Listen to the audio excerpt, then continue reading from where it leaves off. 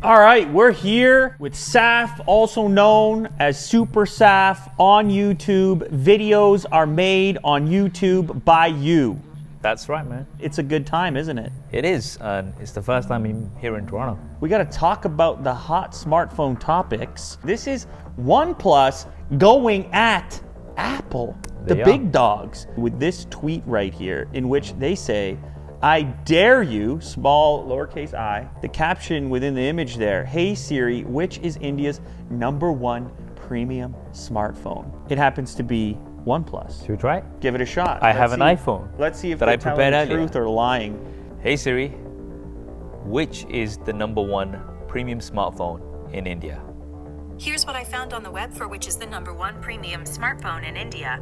It is, of course, the OnePlus. Oh, it is? Okay, cool. Like, what is a premium smartphone? This states that OnePlus occupies 33% of the premium market in India, Samsung 34%, and Apple 23%. I'm assuming that premium in India is somewhere around $500 and up, somewhere in that territory. iPhones are even more expensive than here, though. Like, Right. from what I've heard from the Indian followers, I'm sure you have as well, Yeah. is that they have to pay like almost double what we'd have to pay. The funny thing is, if you shift the marketplace and you talk about North America, then you don't talk about OnePlus as a premium. Yeah, it's kind of like mid-range. We refer to it as mid-range, Something like this. Yeah. Oh, yeah, the same in the UK, right? Yeah. A lot of people that don't live in India don't realize how successful OnePlus has been in India. It's massive. Like, whenever I put a OnePlus video up, and I'm sure you've had the same, the response, especially from the Indian audience, is massive. Like, so here you can buy two OnePlus, potentially two OnePlus 6Ts for the same price as an iPhone. Over there, I'm assuming you could probably buy like three. Right. So- Outfit the whole family. Exactly. There's a reason that OnePlus has had so much success in India and elsewhere. The idea of premium for less, as opposed to it's a budget alternative. Like you would only want a OnePlus device if you can't afford one of the others. Yeah. I think even if you compare the OnePlus to something which is stock Android, the Pixels, for example, this still feels faster and smoother. I still prefer the speed and just the overall performance of OnePlus devices. It's crazy what this brand has achieved, to be honest. To be on the spectrum of brands like Samsung and Apple, who had such a head start in the space, Oh, yeah. showcases how quickly things can change in the smartphone game and are changing. Yeah. To now at least having the conversation about what is the value for money, like this is better for everyone, because what does it end up doing? If they can bring that price point down, all of a sudden you have Samsung talking about the M stuff in India. They're gonna have their, that other budget brand. Apple's talking about being overpriced. Tim Cook said it recently. It's all good for the consumer. Competition is key, man. I've said this many times on my channel that when it comes to bang for buck, OnePlus is the brand to go for. They come in straight away with a competitive price, and like, you know what you're getting.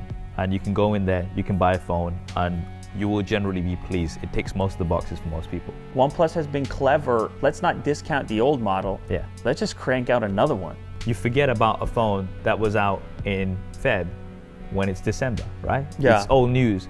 Whereas if you have another version of it, it gets people talking again. You want the fresh one. You want the fresh one, you want the new one, and that's what everybody's talking about. They get the press coverage, they get us guys talking about it. What OnePlus is doing is very smart. If Apple was interviewed, if they asked Tim Cook, he'd be like, what's OnePlus? What's OnePlus? Yeah. I mean, just the fact that if you remember the OnePlus 6T event in Brooklyn, New York, Apple went in and had their iPad event an hour before. It was kind of like, all right, we're just gonna crush you. Like flicking a fly. Yep, flicking fly or Yeah. stepping on an ant. Yeah. Now, one thing to remember here is that a lot of people, put value on brand affinity. Like, how does a brand make you feel? How long have they been around?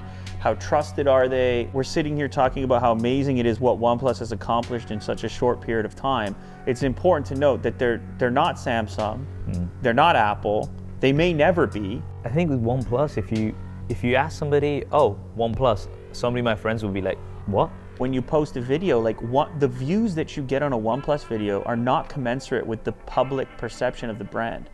It gets similar views to a Samsung video. But where are those views coming from? Well, it might be more globally distributed. That's what I think it is, because when I post something Samsung or Apple, like US and UK, right up there. But then OnePlus, it's a little bit varied, like it's more international. So I think there are certain areas where OnePlus is a familiar brand. If you have an iPhone you're gonna buy an iPhone. That's what I mean. We're so many generations deep into it. Yeah, you're just getting out that ecosystem is too difficult for you. Whereas if you're somebody new and you're kind of looking around, you're like, okay, maybe OnePlus is going to be an option for you in those markets.